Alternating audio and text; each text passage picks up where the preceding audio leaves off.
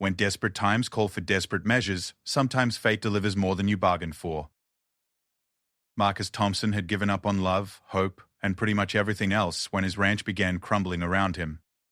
With debts piling higher than hay bales and loneliness eating away at his soul, he made a decision that would either save his life or destroy what little remained of his pride.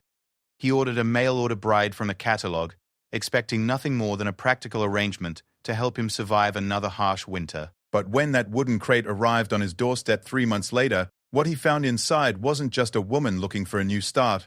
It was a secret that would turn his failing ranch into the most talked-about place in 3 counties, transform him from a broken man into a legend, and prove that sometimes the most impossible dreams come true in the most unexpected packages. What Marcus unboxed that day would change everything he thought he knew about love, life, and the power of second chances.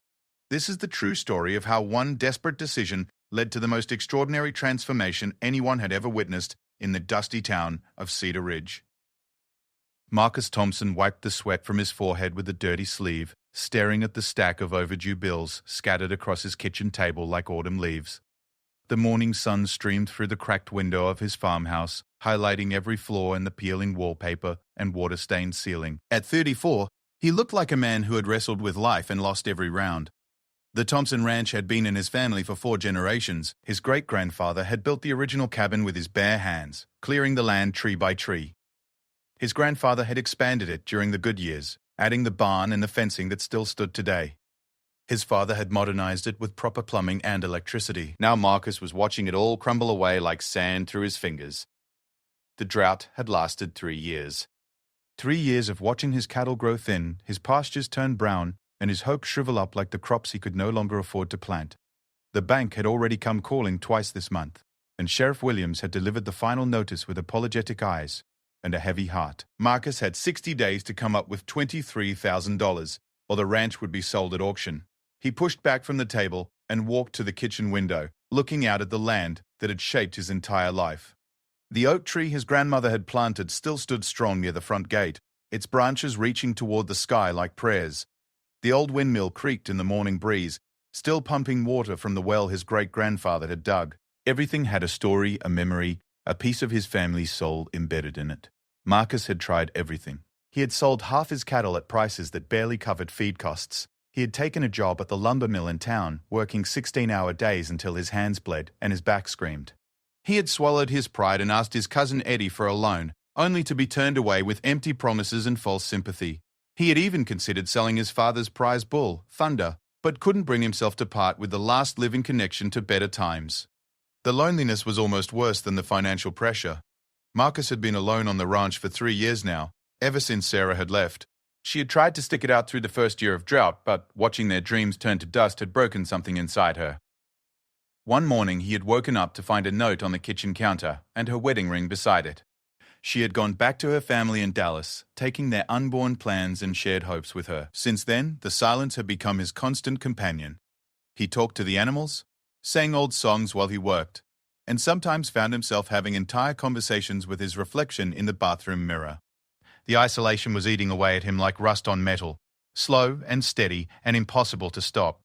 That morning, while sorting through the bills and trying to figure out which ones he could delay another month, Marcus noticed something unusual tucked between the electric bill and a feed store notice.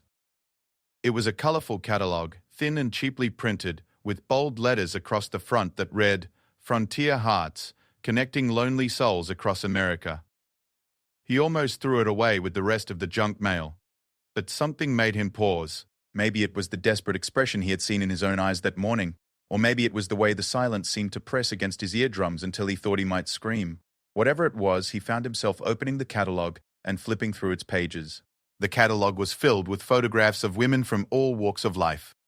Teachers looking for adventure, widows seeking new beginnings, young ladies from back east wanting to experience frontier life. Each photo was accompanied by a brief description and a price.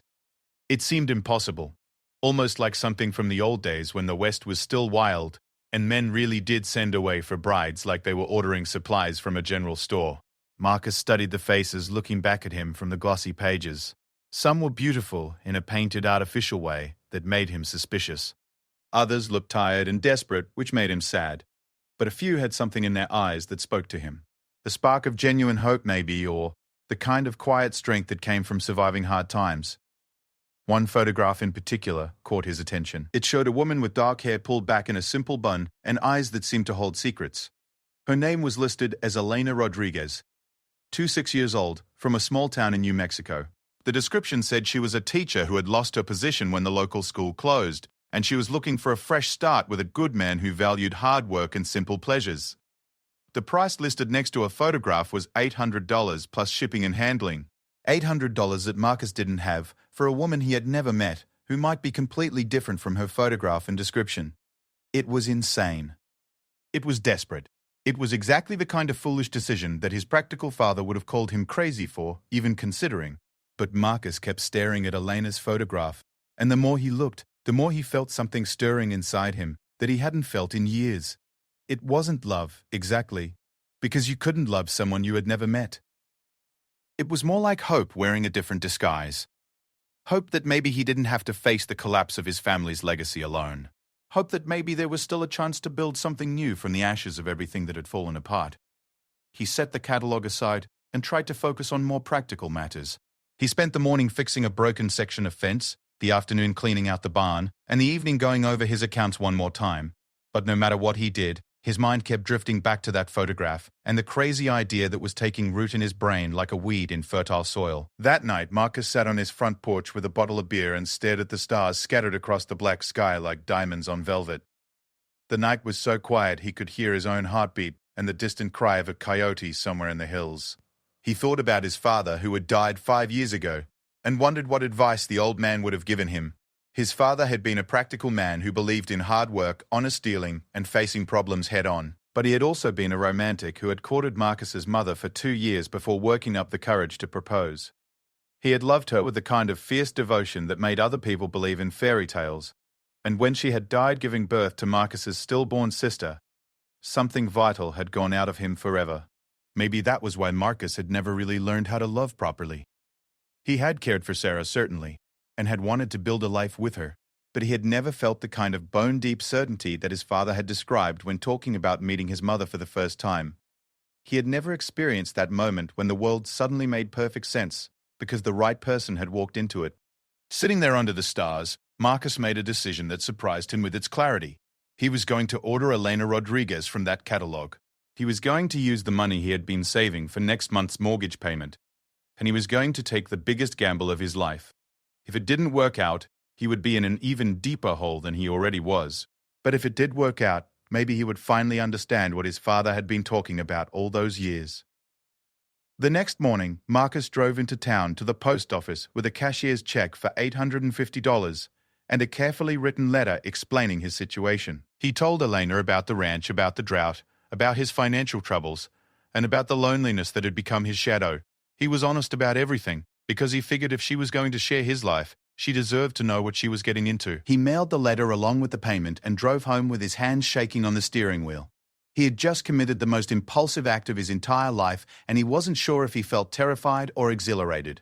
Maybe both. The catalogue had promised delivery within 8 to 12 weeks, depending on travel arrangements and processing time.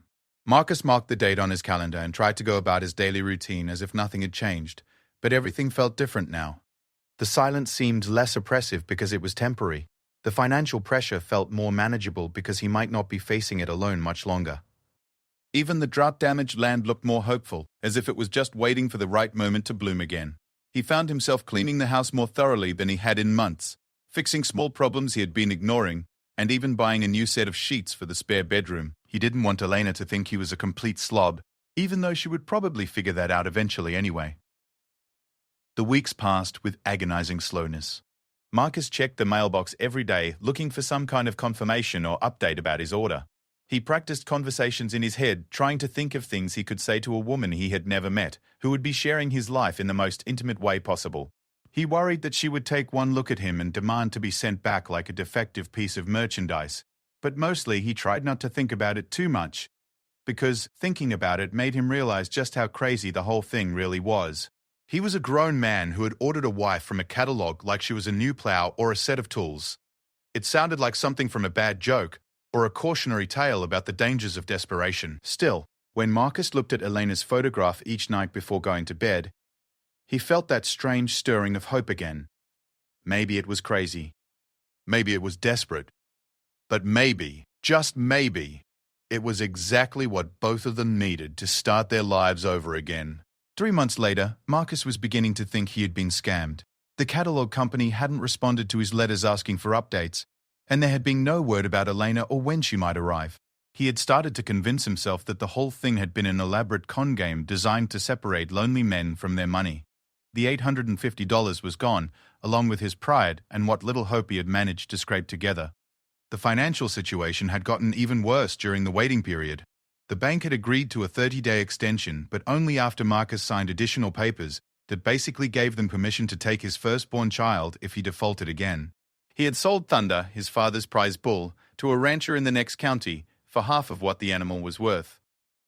Watching that truck drive away with the last piece of his father's legacy had nearly broken him completely. Marcus was feeding the remaining cattle on a cold Tuesday morning in November when he heard the rumble of a truck engine coming up the long dirt road to his house. He looked up from the hay bales, squinting against the weak winter sun, and saw a large delivery truck with Frontier Express Shipping painted on the side in faded blue letters. His heart started hammering against his ribs like a wild bird trying to escape a cage. He dropped the hay and walked toward the house, his boots crunching on the frost-covered ground. The truck pulled up near his front porch and stopped with a wheeze of air brakes and diesel exhaust. A heavy-set man with a grey beard climbed down from the driver's seat, checking a clipboard and looking around the property with obvious confusion. He was wearing a thick coat and work gloves, and his breath came out in white puffs when he spoke. "You Marcus Thompson?" the driver asked, consulting his paperwork again.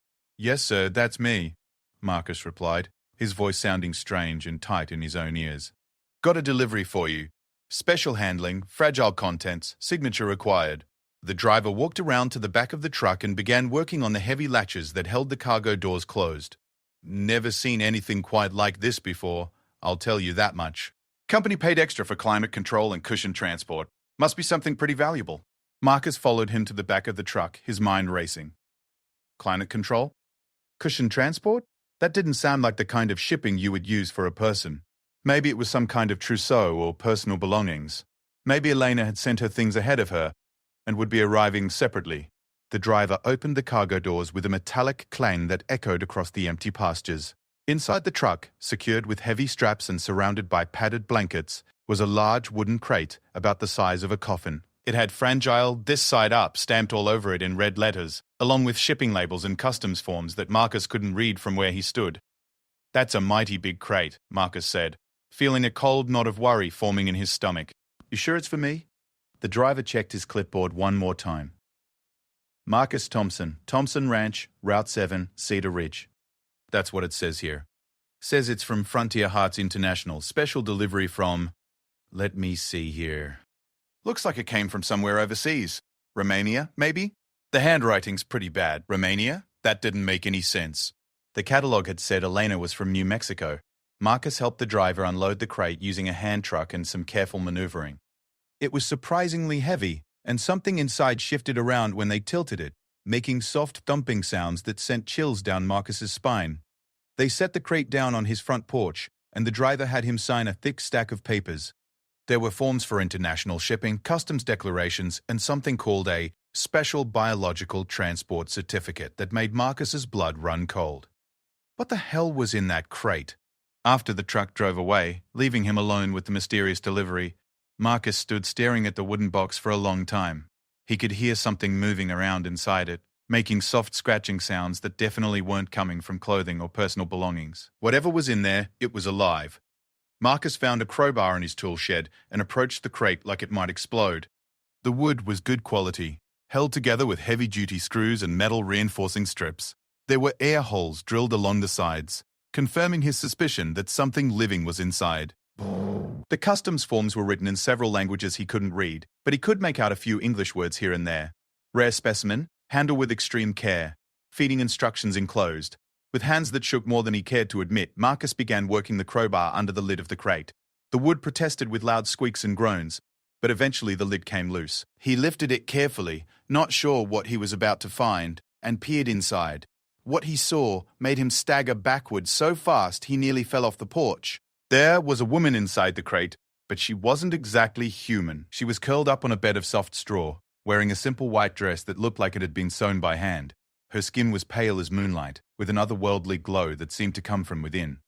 Her hair was long and silver white, flowing around her like liquid mercury, and when she opened her eyes to look at him, those eyes were the deep violet color of twilight skies. But the most shocking thing about her wasn't her unusual appearance. It was the delicate translucent wings that were folded against her back like those of a butterfly, shimmering with colors that seemed to shift and change in the light. Marcus rubbed his eyes hard, convinced he was having some kind of breakdown brought on by stress and isolation. But when he looked again, she was still there, still impossible, still staring at him with those incredible violet eyes. She sat up slowly, moving with a grace that seemed to defy gravity, and spoke in a voice like silver bells. "Are you Marcus Thompson?"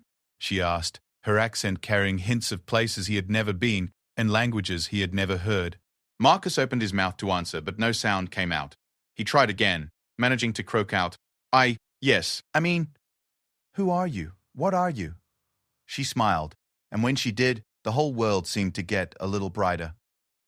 "I am Elena. You ordered a bride, did you not? I am here to fulfill that contract." "But you're," Marcus gestured helplessly at her wings, her glowing skin, her eyes that seemed to hold the secrets of the universe. "You're not human." "No," Elena said simply, standing up in the crate with fluid motion that made her dress swirl around her like mist. "I am what your kind would call a fairy. But I am also exactly what you needed, Marcus Thompson. I am here to save your ranch, your life, and your heart. The question is whether you are brave enough to let me." Marcus felt the world spinning around him like he was standing in the center of a tornado. This couldn't be real. Things like this didn't happen to people like him. Fairies were stories told to children, not real beings that got shipped in wooden crates to desperate ranches in the middle of nowhere. But Elena stepped out of the crate with impossible grace, her bare feet barely seeming to touch the wooden porch boards. When she moved, the air around her shimmered like heat waves rising from summer pavement. When she breathed, he could smell flowers and rain and something else that reminded him of his grandmother's garden in springtime. "This is impossible," he whispered, more to himself than to her. Elena walked to the edge of the porch and looked out at his drought-damaged land with eyes that seemed to see things he couldn't. "Your world is dying, Marcus. The land cries out for healing, the animals grow thin with hunger, and you carry the weight of generations on your shoulders. I can fix these things. But magic always comes with a price."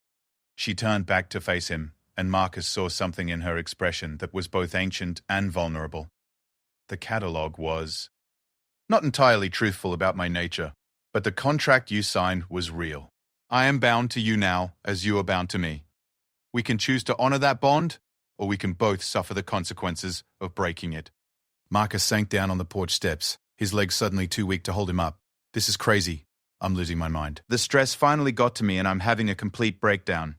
Elena knelt beside him, and when she placed her hand on his shoulder, he felt a warmth that seemed to flow all the way to his bones. "You are not losing your mind, Marcus.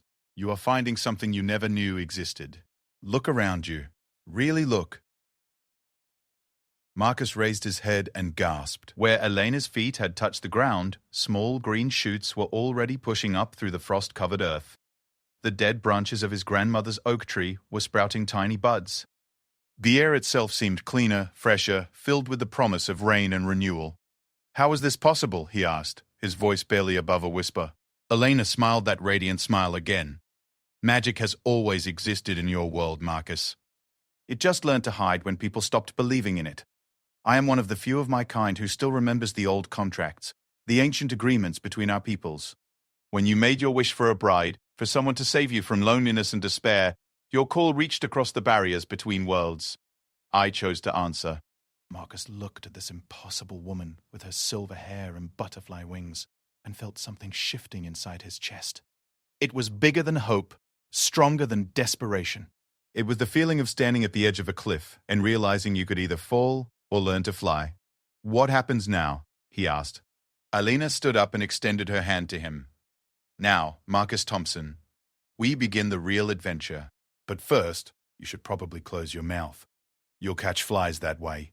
Marcus realized his jaw had been hanging open, and he snapped it shut with an audible click.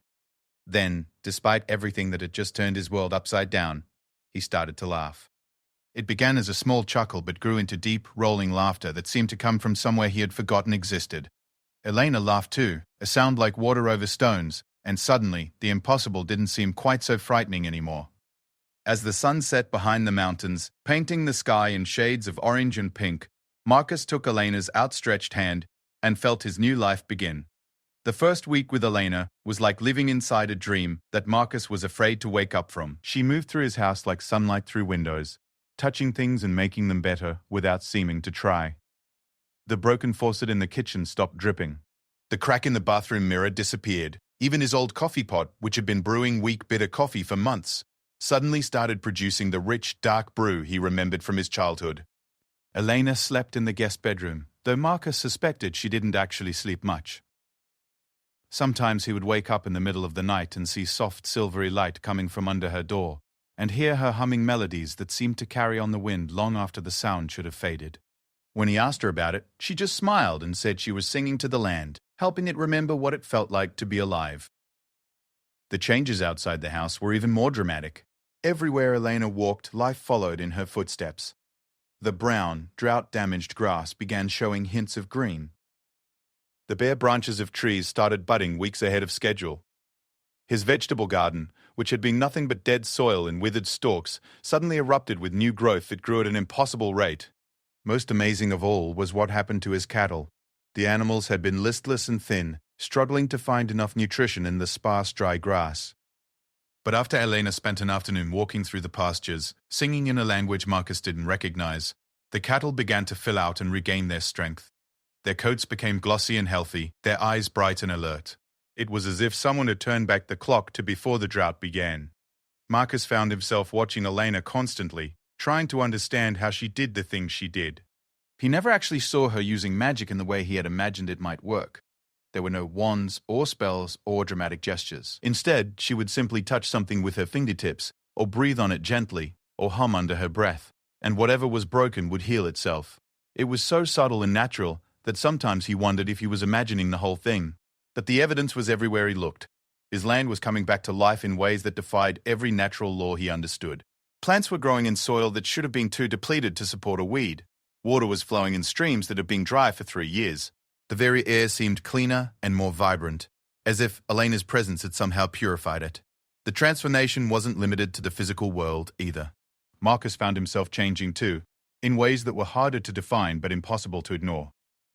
The crushing weight of despair that had been his constant companion for so long began to lift. He started waking up in the mornings with something that felt almost like enthusiasm. He caught himself humming while he worked, something he hadn't done since before Sarah left. Elena was patient with his questions and his obvious confusion about her nature.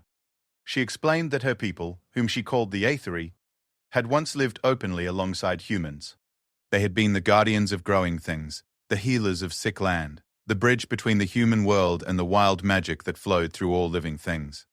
But your kind grew afraid of what they couldn't understand.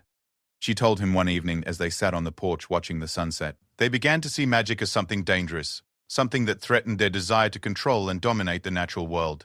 So my people withdrew, hiding in the spaces between what you call real and what you call impossible. Marcus studied her profile in the golden light, noting the way her skin seemed to glow softly even when she wasn't actively using her abilities. Why did you answer my call? Why risk coming back to a world that rejected your kind? Elena was quiet for a long moment, her violet eyes fixed on something in the distance that he couldn't see. Because the land is dying, Marcus. Not just your land, but all of it. Your people have forgotten how to listen to what the earth is trying to tell them. They take and take until there's nothing left to give, then move on to somewhere else and repeat the cycle. She turned to look at him directly, and he felt the full weight of her ancient gaze. I came because someone needed to remember. Someone needed to learn the old ways again and teach them to others. Your call reached me at a time when I was ready to take that risk. But why me? Marcus asked. I'm nobody special. I'm just a failed rancher who couldn't even keep his own land alive. Elena smiled and reached over to touch his hand. Where her fingers made contact with his skin, he felt a warmth that went deeper than physical sensation. You're wrong about that, Marcus Thompson. You have something that has become very rare in your world. You have the ability to truly see, to accept wonder when it appears in front of you. Most people would have run screaming when they opened that crate, or convinced themselves they were hallucinating. She was right, Marcus realized. He had been shocked, certainly, and confused beyond measure, but he hadn't run. He hadn't tried to pretend Elena was something she wasn't. He had accepted the impossible because something deep inside him had recognized that impossible might be exactly what he needed. As the days passed, Marcus began to understand that Elena's magic wasn't just about healing the land. She was also healing him, though in much more subtle ways. She listened when he talked about his fears and failures without trying to fix them or tell him everything would be fine. She encouraged him to remember the dreams he had buried under layers of disappointment and practical concerns. One morning, while they were working together to repair a section of fence that had been damaged in a storm years ago, Elena asked him what he had wanted to be when he was a child, before he knew he would inherit the ranch. Marcus paused in his hammering, surprised by the question. "I wanted to be a teacher," he said after a moment. "I loved reading, loved learning new things and sharing them with other people. I thought maybe I could teach history or literature at the high school in town." "What stopped you?" Elena asked, holding a fence post steady while he worked. "Life, I guess. My father needed help on the ranch, and after he died there wasn't anyone else to take care of things. I couldn't just abandon 4 generations of family history for something as selfish as personal ambition." Elena was quiet for a while, but Marcus could feel her thinking. Finally, she said, "What if you didn't have to choose? What if there was a way to honor your family's legacy and follow your own dreams at the same time?" The idea seemed impossible, but then again, so had everything else that had happened since Elena arrived. Marcus found himself thinking about it as they worked, imagining scenarios that a month ago would have seemed like pure fantasy. That afternoon, while Elena was in the garden coaxing tomatoes to grow in November, Marcus drove into town to pick up supplies. He had been dreading this trip because he knew people would ask questions about the changes happening at his ranch. The transformation was too dramatic to hide, and in a small town like Cedar Ridge, everyone noticed everything. Sure enough, he had barely parked in front of the feed store when Jake Morrison came hurrying over, his face full of curiosity and suspicion. "Marcus, what in the hell is going on out at your place?" Jake demanded without preamble. "Pete Sanderson flew over your property yesterday morning, and he swears he saw green grass and blooming trees. Says it looked like the middle of spring out there." Marcus had been practicing what he would say when questions like this came up, but now that the moment had arrived, his prepared explanations seemed thin and unconvincing. "I've been trying some new farming techniques," he said carefully. "Different fertilizers, irrigation methods, that kind of thing." Jake's expression made it clear he wasn't buying that explanation. "New techniques, my ass. Nobody's seen techniques that can make dead trees bloom overnight. And what about that woman Pete saw walking around your property? Said she had white hair and was wearing some kind of flowing dress. You been holding out on us, Marcus? You got yourself a girlfriend?" Word traveled fast in a small town, and Marcus realized he should have anticipated this. He couldn't exactly tell Jake the truth about Elena, but he also couldn't lie convincingly enough to satisfy the man's curiosity. "I do have someone staying at the ranch," Marcus said finally. "She's helping me get things back on track." "Well, I'll be damned," Jake said, slapping Marcus on the shoulder with enough force to nearly knock him over. "Good for you, son. About time you found someone to help you get over Sarah and move on with your life. When do we get to meet this mysterious lady?" Before Marcus could answer, he heard a commotion from across the street. A small crowd had gathered around Tom Bradley's hardware store, and people were pointing and talking excitedly about something. Marcus and Jake walked over to see what was happening, and Marcus felt his heart sink when he saw what had caught everyone's attention. The oak tree in front of the hardware store, which had been dying for years and was scheduled to be cut down next month, was covered in fresh green leaves and white blossoms that filled the air with the sweet scent of spring. It looked exactly like the trees on Marcus's property had looked after Elena had worked her magic on them. "How in the Sam Hill did that happen?" Tom Bradley was asking anyone who would listen. "Yesterday that tree was deader than a doornail." "Huh. Today it looks like it's ready to give fruit." Marcus realized with growing panic that Elena's influence was spreading beyond the boundaries of his ranch. Somehow, her magic was affecting the entire town, and people were starting to notice in a way that would be impossible to explain away, with stories about new farming techniques. He made his purchases quickly and drove home, his mind racing with worry about what would happen when people started demanding real answers to their questions. How long could he keep Elena's true nature a secret in a place where everyone knew everyone else's business? But when he pulled up to his house and saw Elena sitting on the porch swing, surrounded by butterflies that shouldn't have existed in November. His worry faded into something else entirely. She looked up at him with those incredible violet eyes and smiled, and Marcus realized that he didn't care what people thought or what questions they asked. For the first time in years, he was truly happy. Alina had brought magic back into his life, and he wasn't about to give that up just because it was inconvenient or hard to explain. Whatever challenges lay ahead, they would face them together. And somehow, Marcus had the feeling that Elena's magic was only just getting started. Word spread through Cedar Ridge like wildfire through dry grass. Within a week of the hardware store Oak's miraculous resurrection, people from 3 counties were driving out to see what they were calling the Thompson miracle. Cars lined the dirt road leading to Marcus's ranch, and visitors walked around his property with wide eyes and cameras, trying to document the impossible transformation that had turned a dying ranch into something that looked like the Garden of Eden. Marcus tried to control the crowds at first, posting no trespassing signs and asking people to respect his privacy. But the signs disappeared as fast as he put them up, and people kept coming. Some were curious locals looking for entertainment. Others were desperate farmers hoping to learn whatever secret technique Marcus was using to make dead land bloom.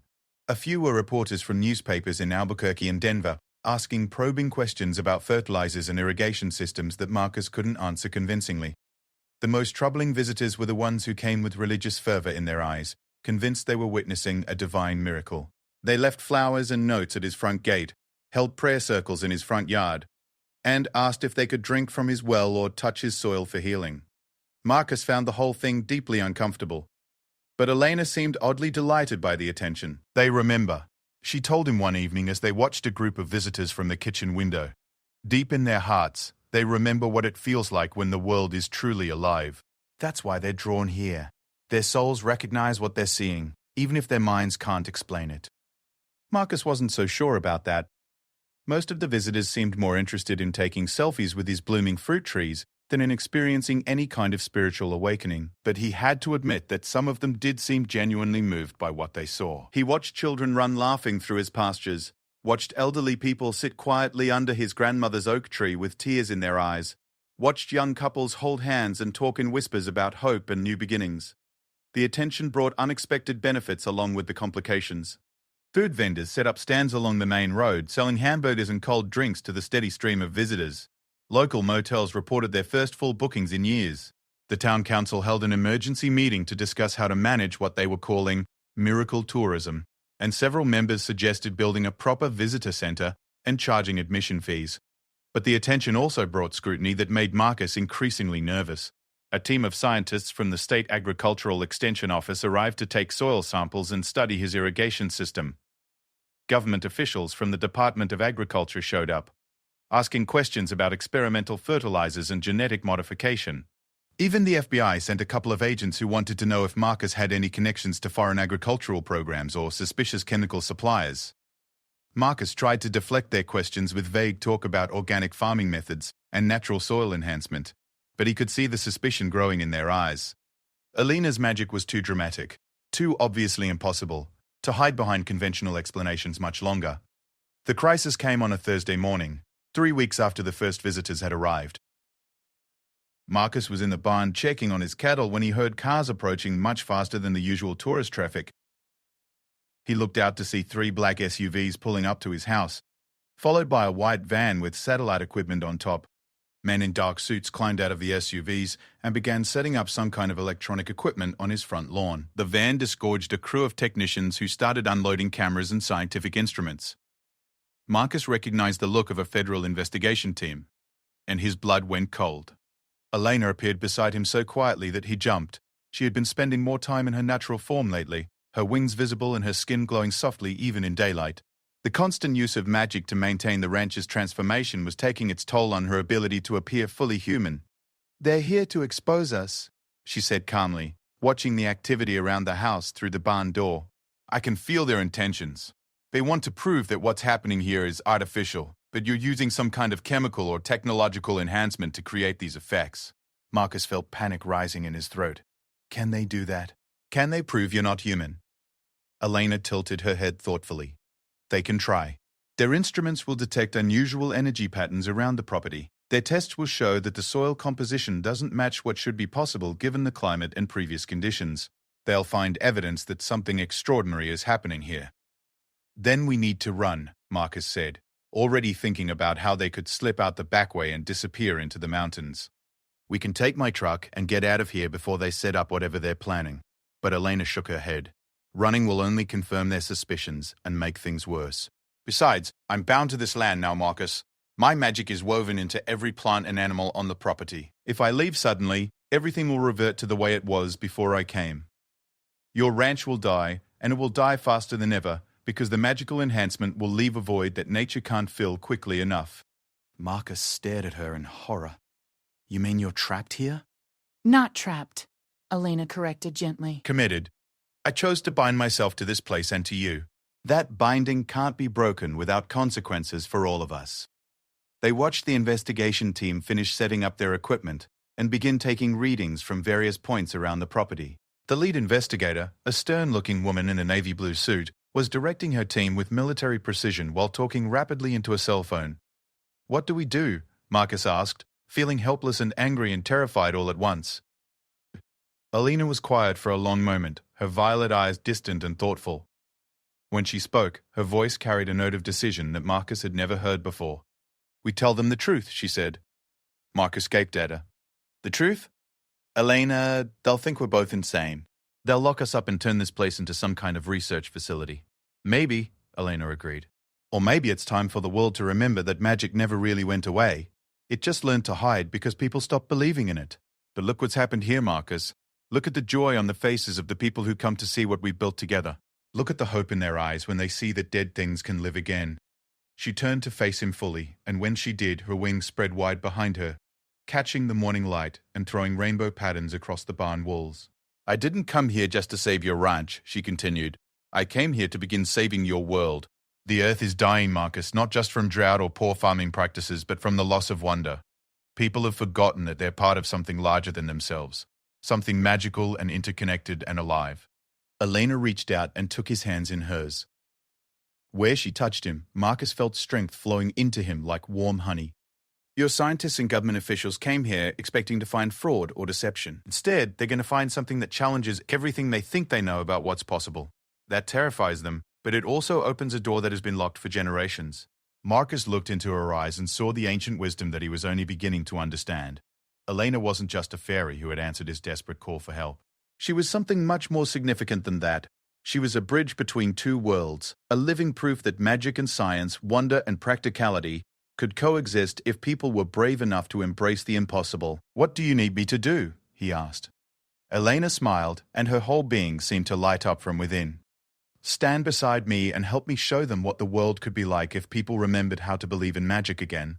It won't be easy, and it won't be safe. They'll try to study us, control us, use us for their own purposes. But if we can convince even a few of them that there's another way to live, a way that honors both knowledge and mystery. She didn't finish the sentence. But Marcus understood. They were about to step into the unknown together, to risk everything they had built for the chance to change the world's understanding of what was possible. The lead investigator was walking toward the barn now, flanked by two agents and followed by a technician carrying some kind of scanning device. Marcus could see the determination in her stride, the absolute certainty that she was about to expose a fraud and solve a puzzle that had been bothering the scientific community for weeks. Elena straightened her shoulders and walked toward the barn door, her wings folded against her back but still visible to anyone who cared to look. Marcus followed her, his heart pounding but his resolve steady. As they stepped out into the morning sunlight, the investigator stopped short, her confident expression faltering as she got her first clear look at Elena's otherworldly appearance. The technician dropped his scanning device, which clattered to the ground and beeped frantically as it detected energy readings that were completely off its charts. Good morning, Elena said politely, her voice carrying clearly across the yard. I believe you have some questions for us. The investigator opened her mouth to respond, then closed it again, clearly struggling to process what she was seeing. Around them, the other team members began to notice the commotion and gathered closer, their faces showing various degrees of shock, disbelief, and wonder. Marcus took a deep breath and stepped up beside Elena, ready to face whatever came next. Together, they were about to change the world's understanding of what was real and what was possible. It was terrifying and exhilarating and completely insane. In other words, It was exactly the kind of adventure that Marcus Thompson had never known he was brave enough to want.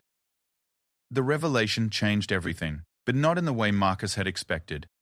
Agent Sarah Chen, the lead investigator, spent 3 days documenting Elena's abilities with scientific instruments that recorded impossible energy readings and captured footage of miracles happening in real time. Her team watched in stunned silence as Elena coaxed flowers to bloom from barren soil, healed a calf with a broken leg by laying her hands on it, and purified contaminated water from an old mining site simply by singing to it. But instead of trying to contain or control the situation, Agent Chen did something that surprised everyone, including Elena. She sat down at Marcus's kitchen table and asked a single question: how can we help? It turned out that Agent Chen had been fighting a losing battle against environmental disasters for 15 years. She had seen forests die, rivers run dry, and entire ecosystems collapse, while politicians argued about regulations and corporations fought to protect their profits. She was tired of being part of a system that always seemed to be too little, too late. "I came here expecting to find fraud," she told them over coffee, that Elena had somehow made taste like liquid sunshine. "Instead, I found hope.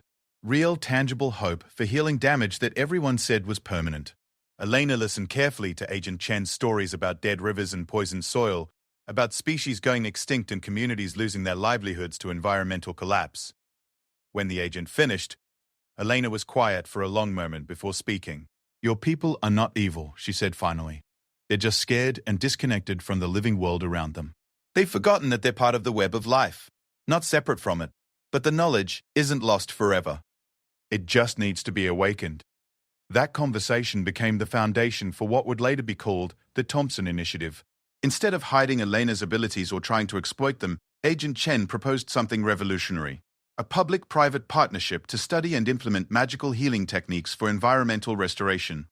The proposal made its way up through government channels, causing heated debates in committees and conference rooms across Washington. Scientists argued about the implications of acknowledging magical phenomena. Military officials worried about potential weapons applications. Religious leaders debated whether Elena's abilities were divine miracles or dangerous supernatural forces. But the evidence was impossible to ignore. Satellite images showed Marcus's ranch as a green oasis surrounded by drought-damaged land. Water tables that had been dry for decades were showing new activity. Species of plants and animals that had been considered locally extinct were returning to the area around the ranch. More importantly, people were changing. The visitors who came to see the Thompson miracle often left with a different perspective on their relationship with the natural world. Some started organic gardens in their backyards. Others organized community cleanups of local waterways. A few even changed careers, leaving corporate jobs to work in environmental restoration or sustainable agriculture. Elena's influence was spreading in ways that had nothing to do with her magic and everything to do with what she represented. She was living proof that humans and nature could work together to heal instead of destroy. She showed people that wonder and science, ancient wisdom, and modern knowledge could complement each other instead of competing. 6 months after the government investigation began, the Thompson Ranch became the site of the world's first Institute for Magical Environmental Studies. Scientists worked alongside practitioners of traditional ecological knowledge, studying how Elena's techniques could be taught to humans and adapted for use in different ecosystems. Marcus found himself thrust into a role he had never expected: teacher and translator, helping bridge the gap between Elena's otherworldly knowledge and human understanding. He developed a curriculum that combined practical farming techniques with what Elena called earth singing, the practice of listening to what the land needed and responding with appropriate care. The institute attracted students from around the world. Environmental scientists came to learn new approaches to habitat restoration. Farmers sought techniques for healing damaged soil. Indigenous knowledge keepers shared traditional practices that complemented Elena's magical methods. Even corporate executives arrived, hoping to find sustainable solutions for industries that had been struggling with environmental regulations. Not everyone was happy with these developments. There were protests from religious groups who considered Elena's abilities demonic. Corporate interests that profited from environmental exploitation funded campaigns to discredit the Institute's work. Some government officials worried about the security implications of acknowledging magical phenomena. But the results spoke for themselves. Areas where Elena's techniques were implemented showed remarkable recovery rates. The Colorado River Basin, which had been suffering from severe drought for decades, began showing increased water flow after Institute teams worked with local communities to implement magical restoration practices. The Florida Everglades, damaged by years of pollution and development, started regenerating at rates that astounded conservation biologists. Elena's greatest triumph came in her work with children. Young people, it turned out, were naturally receptive to magical thinking and had an intuitive understanding of the connections between all living things. Elena developed a program for schools that taught children to listen to plants and animals, to understand their needs and respond with appropriate care. The children who went through Elena's programs became ambassadors for a new way of thinking about humanity's relationship with the natural world. They grew up with the understanding that they were part of something larger than themselves, something magical and interconnected and alive. Marcus watched all of this unfold with a mixture of pride and amazement. The desperate broken man who had ordered a wife from a catalogue had become the co-director of an internationally recognized research institute. The failing ranch that had been on the verge of foreclosure was now a thriving demonstration site for sustainable agriculture and environmental healing. But the most profound change was in his relationship with Elena herself. What had begun as a practical arrangement between strangers had grown into something deeper than either of them had expected. They were partners in the truest sense, working together to heal not just the land, but the relationship between humanity and the natural world. Elena's wings had become fully visible now, no longer hidden by glamour or pretense.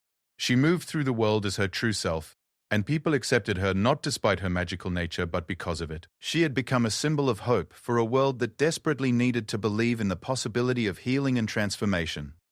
On the 5th anniversary of Elena's arrival, Marcus stood on the porch of their house and looked out at the transformation that surrounded them. The ranch was more beautiful than it had ever been, even in his great-grandfather's time. The land pulsed with vibrant life, from the microscopic organisms in the soil to the eagles that nested in the restored oak grove.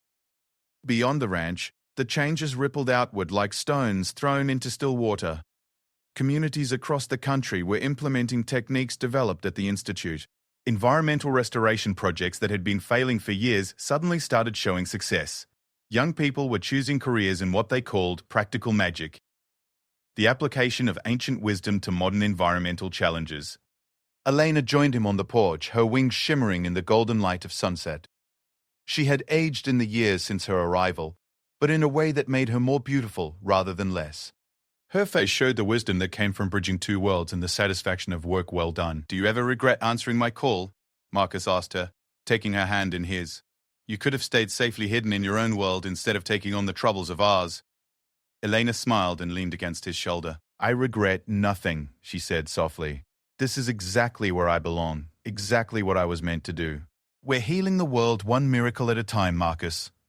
How could I regret that?" Marcus squeezed her hand and felt the familiar warmth of her magic flowing between them.